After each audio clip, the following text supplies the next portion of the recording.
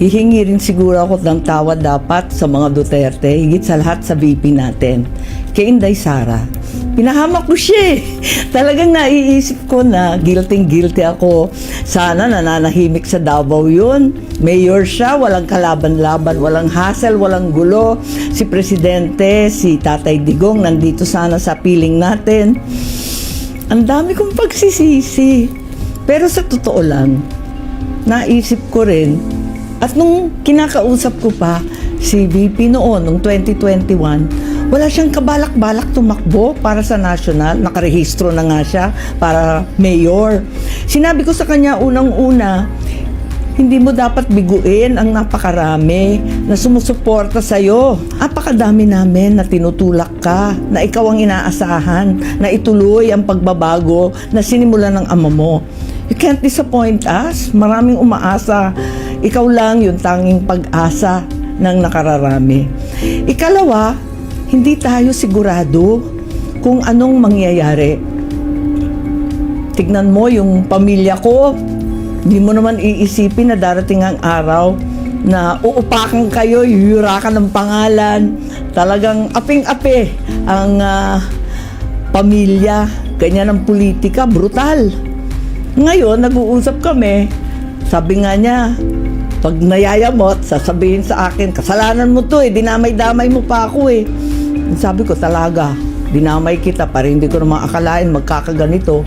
Higit sa lahat, isipin natin, kung mayor ka lang, ano kaya ang gagawin sa iyo?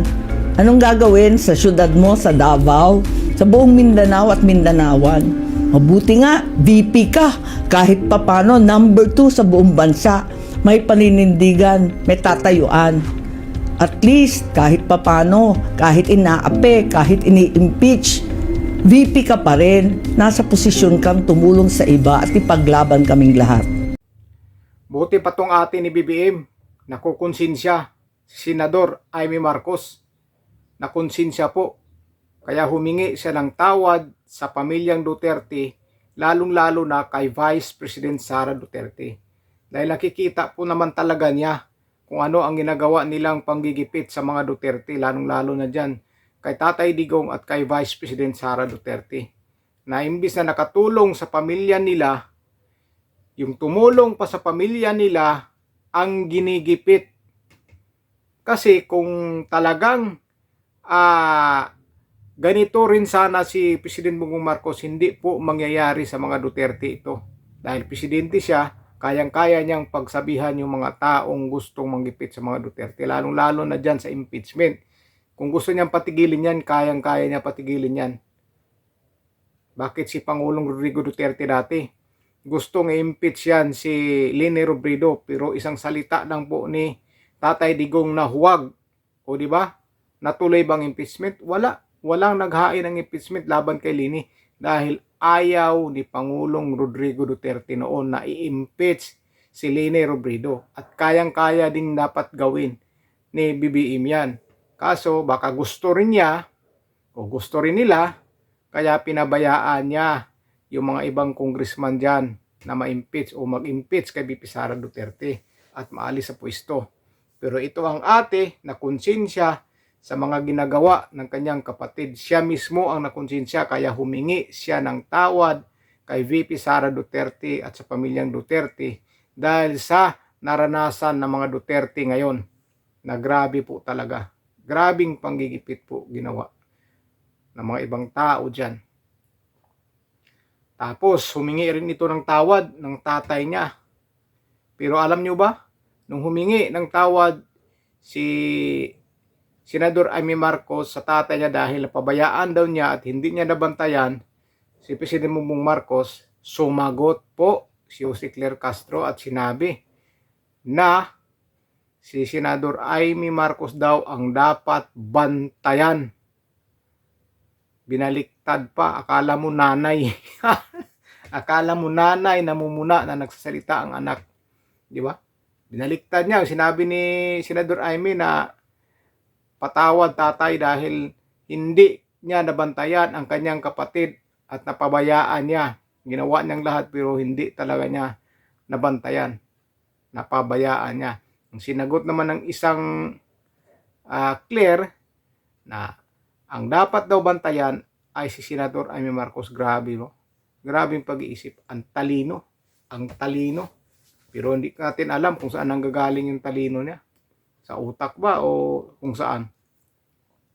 Ito, may sasabihin na naman dito sigurado si Claire Castro sa panawagan na paghingi ng tawad ni Senador Amy Marcos sa mga Duterte. Biruin mo na nahimik na nga si VP Sara Duterte. Hindi sa tatakbo nun. Hindi nga siya tatakbo sa pagkapangulo na gusto-gusto sana nila ni Pangulong Rodrigo Duterte dahil gusto niya mag-mayor lang. 3 term ang gustong tapusin ni VP Sara Duterte sa pagka-mayor. Kaya hindi siya naghahain doon ng pagkapangulo o tatakbo sa pagkapangulo. Hindi siya naghahain ng certificate of candidacy dahil ayaw niyang tumakbo sa pagkapangulo. Ito sila ni yung mga Marcos, kinausap si VP Sara Duterte, lalo na to si Senador Amy, natulungan sila.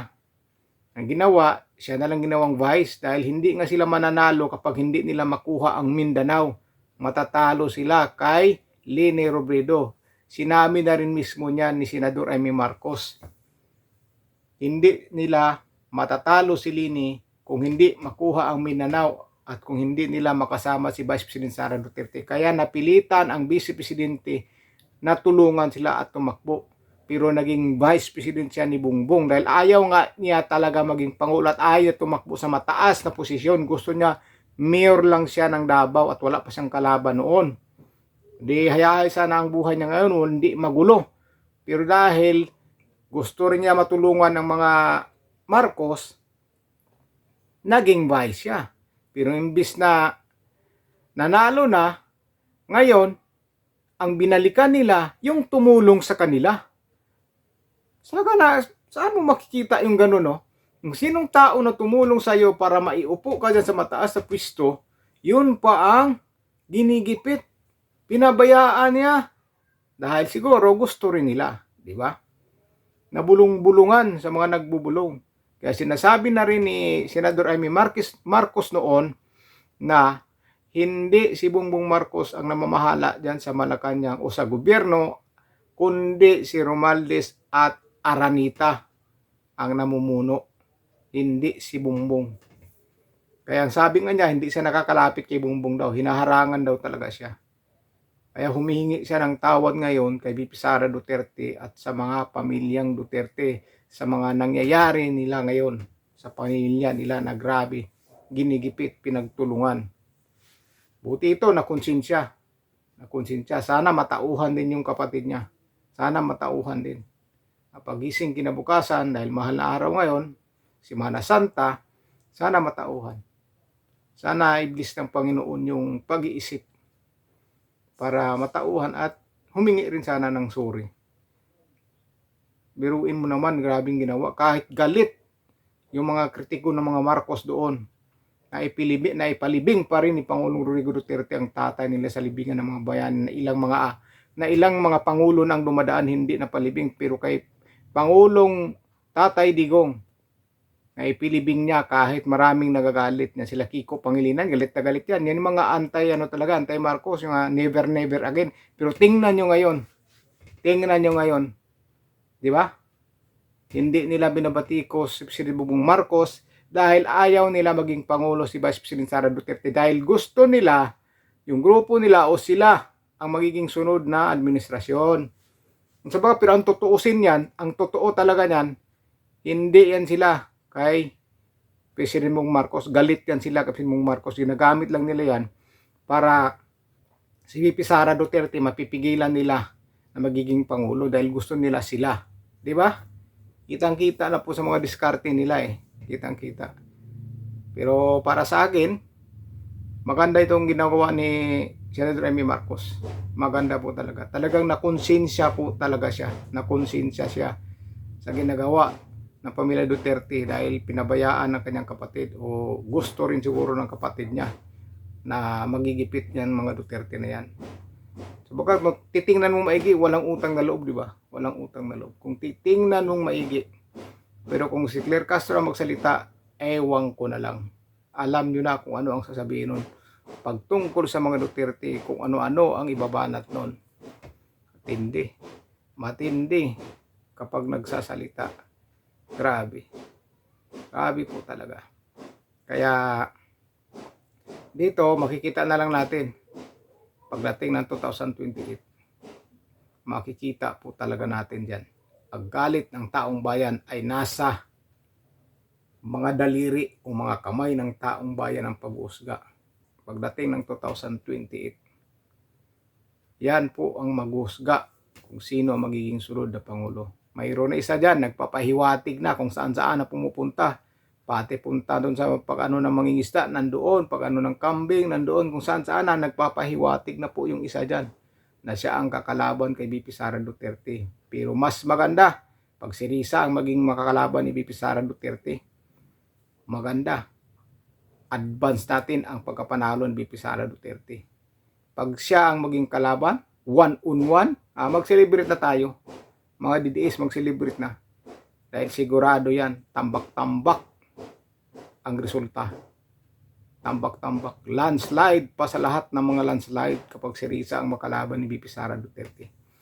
So yun lang po mga kababayan, ano pong masasabi nyo dito sa paghingi ng tawad ni Senador Amy Marcos sa mga Duterte, lalong-lalo na kay Vice President Sara Duterte. Para sa akin, maganda ito. Nakukonsensya po talaga si Senador Amy Marcos. Pero yung kapatid niya, ewan ko na lang dahil wala atang konsensya.